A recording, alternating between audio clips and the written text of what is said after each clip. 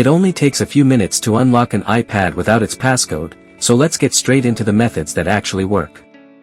Starting with Apple's own tools, you can erase and unlock the device through the Forgot Passcode option on the lock screen, and once the countdown finishes, your Apple ID password allows you to wipe and set up the device again. When this option isn't available, you can continue by using iTunes or Finder on a computer.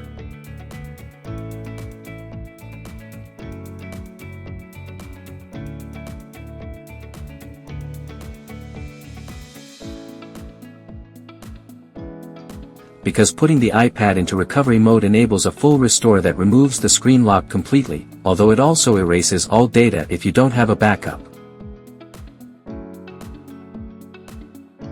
As we move from the standard Apple procedures to a more guided solution, another reliable way to remove a forgotten passcode or unlock a disabled iPad is to use MagFone iPhone Unlocker.